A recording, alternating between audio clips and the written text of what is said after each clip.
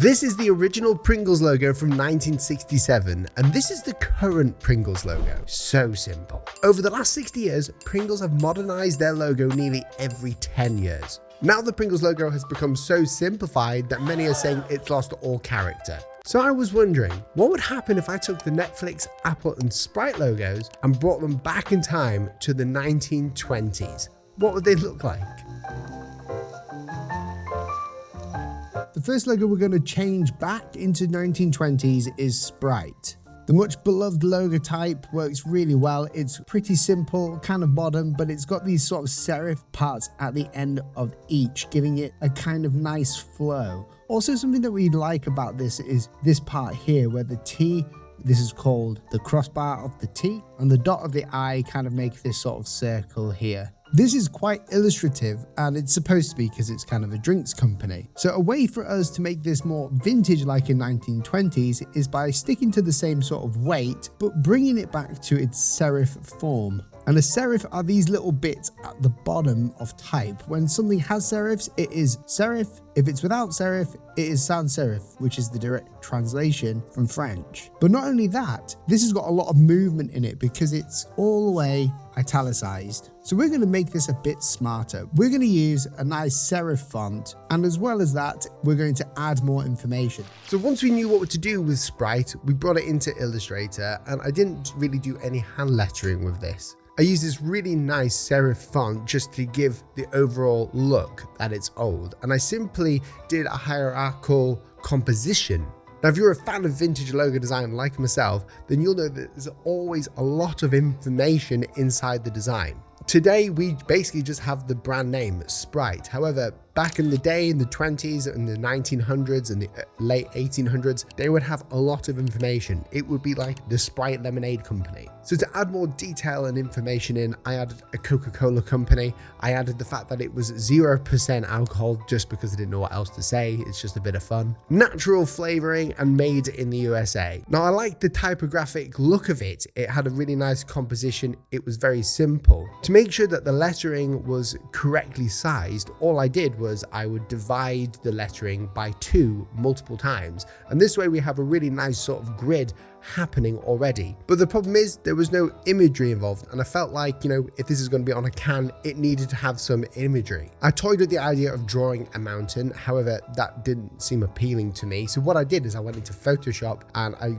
casted a threshold effect. I sharpened it, used the dodge and burn to add more detail into the mountain, and then I essentially brought it into Illustrator and image traced over it, and we have this really nice illustration of a mountain. Again, this has a lot of character to it and a lot of personality. Once I had all the type in place that I liked, it was time to grid it up. It is not good enough just to have letters spaced however you want. So what I did is I took the height of the smallest lettering from the Coca-Cola company, and I basically introduced a grid all the way through the design. The idea of this is that we want to create consistent spacing between each letter form, kind of like you have on normal ruled paper. I then moved all the elements into place and it looked fantastic. Now, it still looked a bit too good, and that's the problem with these designs. Too many logo designs look too good. So I rasterized the image and I went and image traced it back in, and this is a really cool technique you can do to make it look a bit more funky, a bit more old and rugged. Now I have the main logo type for Sprite. It was time to bring it into Photoshop to see what it would actually look like on a can. I got this crinkled can, I'll link it down below in the description. Put it on there, it looked really cool. I also got this kind of old rusted can, and it looked amazing on there as well. Now, the cool thing about vintage logos like this is that a lot of the time they use the badges to actually stamp on things. So back in Illustrator, I took all of the elements and I made a badge. Essentially just drew a circle, drew the path along the circle, put the mountain in the middle, created some cool texture with some dot patterns with a brush, and boom, we now had a stamp. So now we have 3 versions of the Sprite logo, where it's the full Monty, the golden one, which has got the mountain in. We have the stamp one, the circular one, and we have the one without the mountain in as well. So that's my version of the Sprite logo in the 1920s, but what does Netflix look like if I bring it back? Logo number 2, Netflix. Now the Netflix logo is kind of iconic. It's just using a simple font and a simple curve in there to give it sort of this spacious look. They also have an icon, which is just the letter N, which we could use. However, all these modern logos now, they've kind of lost personality because they just say one thing, and that's just kind of the way it is today. And also, the typeface would have had tiny serifs on them anyway. So I'm thinking about going kind of Great Gatsby style with this. I'm thinking we create an ornate border around the word Netflix. And the other information we'll have will be like television originals, and we'll have like an icon down here, which create a higher border around just to create this ornate look. Let's go take this back to the 20s. So for Netflix, I went for the hand lettering approach. Using my iPad, I created a couple of ideas. I like this serif one, but it seemed a bit too thick where I could draw a box around it. I actually wanted to go kind of Great Gatsby style with this. Once I've drawn the basic rough idea on the iPad, I just brought it into an app called Glyphs. This is like Adobe Illustrator, however, it's specifically for type design. All I did for this was I drew one letter, which was I think the I. I created a cool serif that could be used across the board. The cool thing about this is that it's a condensed font, which means it's kind of squished, but also the middle part kind of comes up slightly, giving it that old style look. Now that's all well and good, however, it's missing a ton. I want the Netflix logo to be ornate. So in Illustrator, I started drawing boxes around this. I wanted to create a vintage pattern to make it look very glamorous. I wanted those who saw this to imagine that this was kind of like a movie theater back in the 20s. So I created these cool patterns around it with a pattern brush. I created some interesting corners. And as the icon, I just used the letter N like we normally see with Netflix. Adding all this detail to the design gives it that old look, and it really makes you appreciate the simplicity of today's designs. Because back then,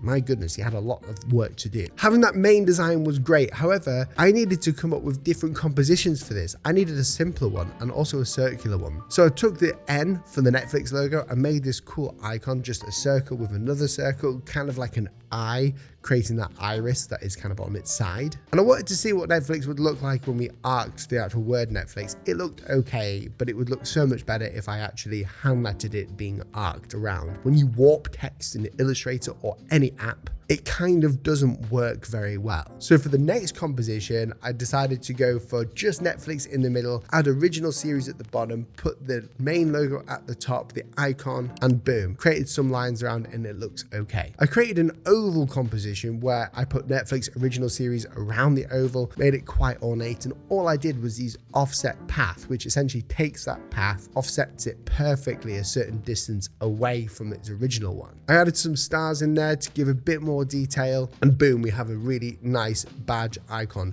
It feels like it could just be etched into metal, or that it's on the side, kind of like one of those film canisters. Now for any of you that have a portfolio, I would highly recommend you use Squarespace. And anyone who's watching this, whether you're a creative, whether you're in employment right now in an agency, doesn't matter where, Squarespace is the platform for you to host your website and to build it. We've been using Squarespace for years. In fact, we use Squarespace now for Design Academy, where we have a course on there on logo type design. It's not like a generic build website where it's all templates. No, they have pre-made templates, thousands of award-winning ones. However, you can like fully customize that. It's crazy. They've got a new fluid engine where you can literally just design on top of it. You can be a graphic designer. You don't need to know code to use Squarespace. However, you can design it in any way you like. It's pretty remarkable. So if you want to have your portfolio on there, you can do that. If you want to have an online shop on there, you can do that too. And if you want to design and create a course, then you can put that on there too. Squarespace is so versatile. And if you click the link below, you'll get 10% off after a free trial where you can actually create a website and play around with it and see what you like. Thank you, Squarespace, for sponsoring this video. So what about the Apple logo?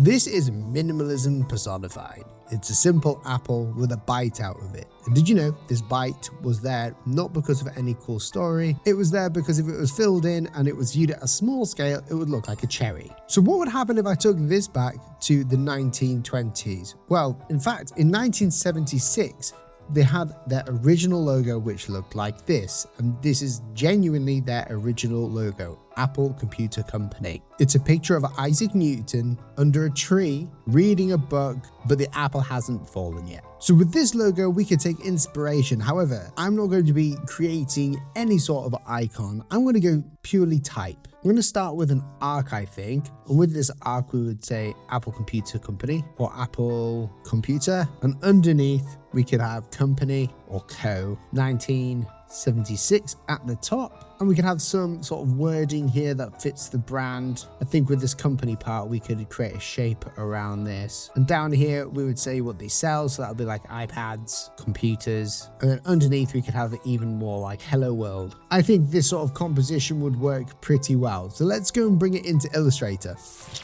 So knowing that Apple had that logo meant that we had to go full typography. There was no need for us to have like any imagery. So I chose a font called Old Alfie, and I wanted to create an arc with it. Now I didn't want the Apple logo anywhere in sight. I wanted to make this feel vintage. So what I did is I just added computers, iPads, iPhones. It's very strange because obviously they didn't have any of those in the 20s. I even added a little badge in there with a shape saying since the 1980s and a little slogan like designing simplicity. Looking back now, maybe I should have written the Apple Computer Company, but you'll have to judge me for that in the comments below. And this is how the vintage Apple logo works on packaging and in the products. That is remarkably different.